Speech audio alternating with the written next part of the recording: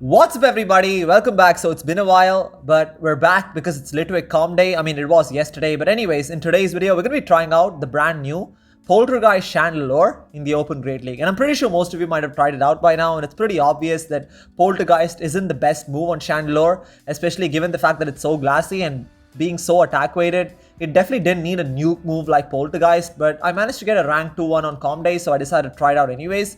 In this particular team comp with Cresselia on the lead, with Sableye as the safe swap and Chandelure as the closer, it's basically a double ghost line. And even though it might look like this whole team is kind of weak to ghost and dark, it's actually pretty good because Cresselia is so versatile, especially with having access to Moonblast and Grass Knot.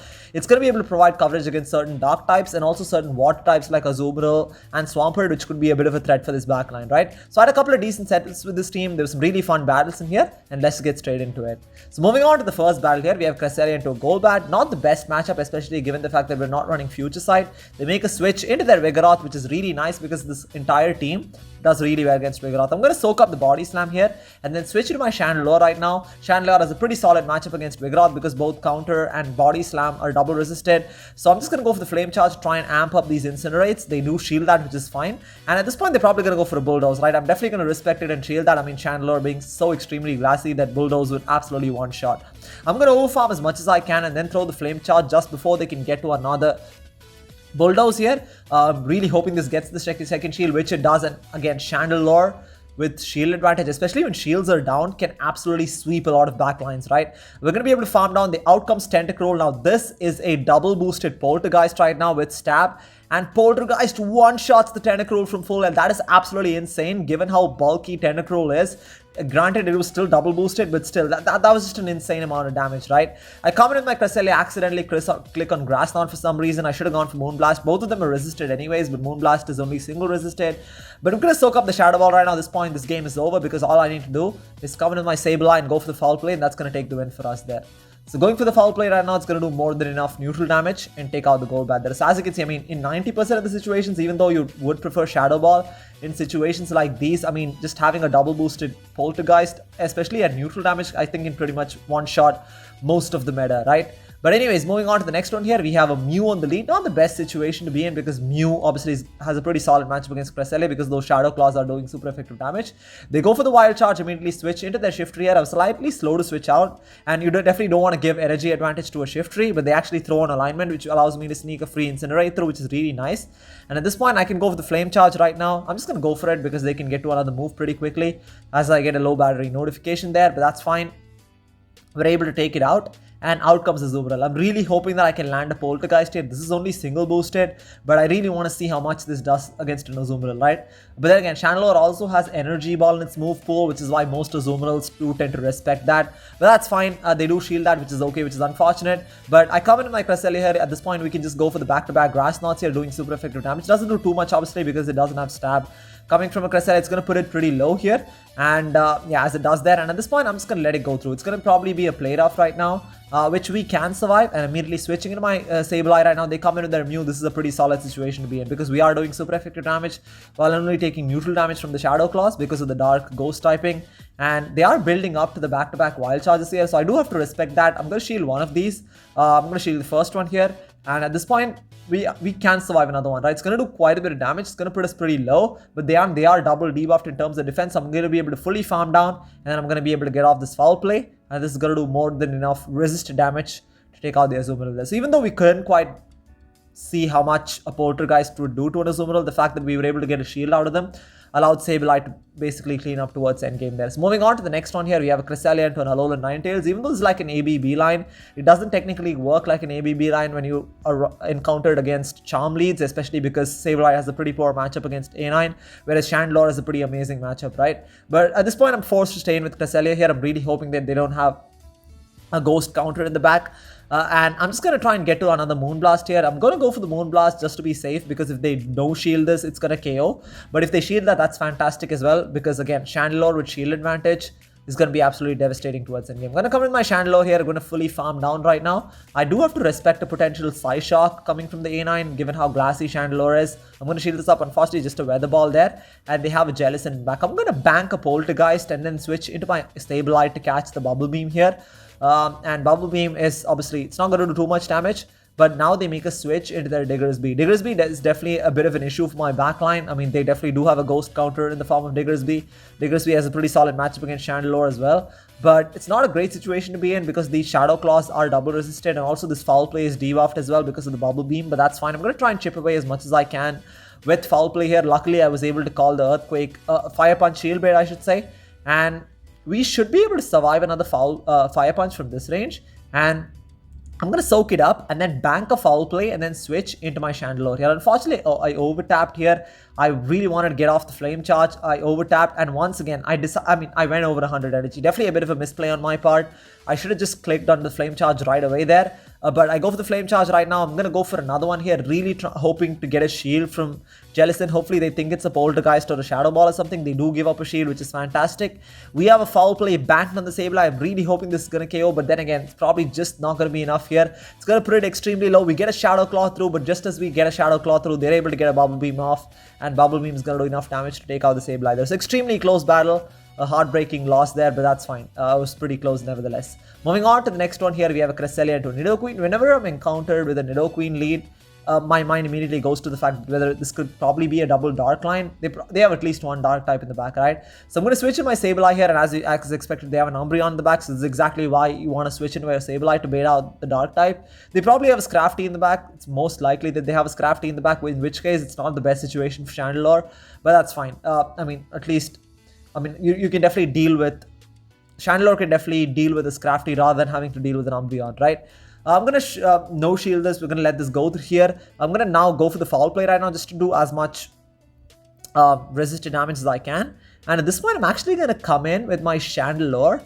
And I don't mind double shielding. I'm going to actually double shield and farm the Umbreon all the way down. This probably was a mistake in hindsight. I probably should have come in with my Cresselia and gone for the Moonblast or a Grass Knot.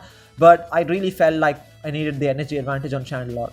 But anyways, I'm going to shield this up again, and I'm going to fully farm down. We have so much loaded energy right now, and let's see what they decide to come in with, right? They actually come in with their Azumarill. I go immediately for the Poltergeist here, really hoping they let this go through. It's going to do a lot of damage, as you can see. It does about 60% of Azumarill health. Immediately switch into my Cresselia, and hopefully they let this go through, but they're obviously going to shield that up, and then now they make a switch into their Nidoqueen here. And unfortunately, this is again one of those situations where Future Sight would really help, because again, a non-stab Grass Knot isn't really going to do that much damage. Although does get the shield from the Nidoqueen, that's fine. They're probably going to go for an Earth Power here, but the unfortunate thing is they're going to be able to fully farm down, right? And I'm not going to be able to get rid of this Nidoqueen. I'm going to go for the Grass Knot. It's only neutral. Even the Psycho Cuts, even though they're super effective, they're not really doing that much damage. And because they were able to farm down, that's going to give them enough energy to get to an Earth Power here. It's probably going to be an Earth Power here, and that's absolutely going to one-shot the Chandelure. It probably would one-shot like 2 Chandelures at once, especially in the Great League. But anyways, moving on to the next one here, we have a Cresselia into a Registeel. Absolutely terrible matchup. Immediately switching into my Sableye right now, and they are staying in, surprisingly, and they're going to go for a move here. I probably should have thrown the Foul Play there before getting the Zap Cannon debuff, but for some reason they go for the Focus Blast, which is really nice because that is resisted, and they make a switch into their own Sableye. This tells me this crop could probably be the Registeel double Ghost line, so in which case it's probably not the best situation for Chandelure, but again, with shield advantage, we're going to be able to deal with it, right? As you can see, the Sableye basically gave up both shields, which is a really solid situation for us to be in, because I can come with my Cresselia right now. We're going to soak up a Foul Play here, and at this point, I'm actually going to soak up the second one as well. And this is going to put us pretty low, but I'm not going to be able to get to a Moonblast here, which is why I'm going to pull the trigger on Grass Knot, because this Grass Knot is going to put the Sableye into a range where I can farm down with Incinerate, right? I'm going to come in with my Chandelure here. We're going to shield this up, and once we completely farm down, hopefully whatever they have in the back is also weak to Chandelure here. So let's see what they decide to do right now. They actually come in with their Registeel. This tells me that they are incredibly weak to Chandelure in the back. Going for the Flame Charge here. So this Flame Charge is going to do massive super effective damage against Registeel. We are able to farm down as well, and let's see what they have. They probably have a Cofagrigus in the back, which is why they decided to concede the match. I really would have wanted to land a Poltergeist on whatever they had in the back, but anyways, it's fine. Moving on to the next one, we have Scrafty on the lead. Actually, Cresselia is a pretty solid matchup against Scrafty, because Scrafty being double weak to Fairy, it's going to pretty much get one shot in the Great League by Moonblast. Foul Play is going to come through. We can survive that, and we are also resisting those counters. It's actually a pretty solid matchup for Cresselia. I'm going to go for the Moonblast here. It does get the shield right now, and at this point, I'm actually going to shield this up and look to get off another Moonblast on this Scrafty, right? I'm actually going to overfarm just a little bit more and throw the Moonblast here. And I'm going to look to catch the next foul play on my Sableye. So we do get the second shield, which is really nice. Immediately switching to my Sableye right now. They are still staying in. They're going to go for a move. It's going to be a foul play. That's absolutely fine. It's only neutral, so we can comfortably survive this. And I'm going to look to go for the return right now. They make a switch into their Bastiodon. Obviously, it's a good thing that we baited out the Bastiodon because Chandelure definitely does not want to go up against a Bastiodon here. So I'm going to try and get to another foul play. I just want to get off as much chip damage as I can onto this Bastiodon because smackdown damage is really going to add up against Chandelure, right? We have loaded energy on Cresselia, so I'm immediately going to come in with my Cresselia and go for the Grass Knot here. Again, just to try and chip away as much as we can on the Bastiodon so that it makes it easy for Chandelure to be able to farm down later. We're going to let this go through right now. Probably in hindsight could have shielded that, but that's fine. I'm going to come with my Chandelure, look to completely farm. This is where I make a bit of a mistake. I should have thrown the Flame Charge here. As you can see, we took so much damage from Smackdown. That's way more damage than I expected Chandelure would take, but I should have known given how glassy it is. And they have Medicham in the back. And once again, I overtapped, went over 100 energy, going for the Poltergeist here. This will absolutely one-shot the Medicham, but unfortunately, Chandelure doesn't have enough health to take down this Crafty. I don't think one Flame Charge would have KO'd anyways, so we probably would have lost that, but I definitely could have played it a little bit better. Moving on to the final battle here, we have an Obstagoon in the lead. How do you deal with an Obstagoon? It's actually okay. Again, Obstagoon likes Crafty. Isn't as much of an issue, obviously. Obviously, Scrafty is a lot better to deal with for this team, but Obstagoons are not bad either because Cresselia is a pretty decent matchup against it.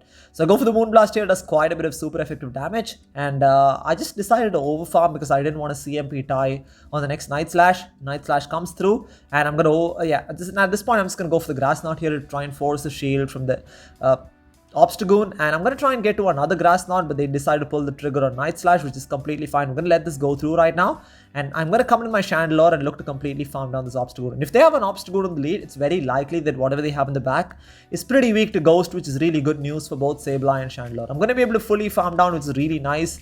Again, with the energy advantage, Chandelure is incredibly amazing in being able to close out games. And they have an Altaria at the back. Now, let's see how much Poltergeist does to an Altaria. This is not even boosted, right? Poltergeist nearly one-shots the Altaria. That does about 90% of Altaria's health, which is pretty ridiculous, given the fact that it wasn't even boosted, and Altaria is probably one of the tankiest Pokemon in the game, but that's insane, right? They have an Nidoqueen in the back. At this point, it's pretty much over. I'm going to let this go through. It's just a Poison Fang bait, and we're just going to go for the foul play here, and foul play will probably get the final shield from Nidoqueen. No, they actually do let that go through. It's really interesting because Altaria pretty much had no health, and we're going to be able to Shadow Claw down there. So we finished with a 3-2 set. Like I said, I had a couple of 3-2 sets. Not the best team comp out there, but definitely had some fun wins, especially when you can land some Poltergeist. It's definitely a lot of fun there. So anyways, guys, thank you so much for watching. I'll definitely try to upload a lot more frequently from here on. I know I've said that a few times over the last few weeks, but anyways, few months I should say. But anyways, thank you so much for watching, and I'll see you next time.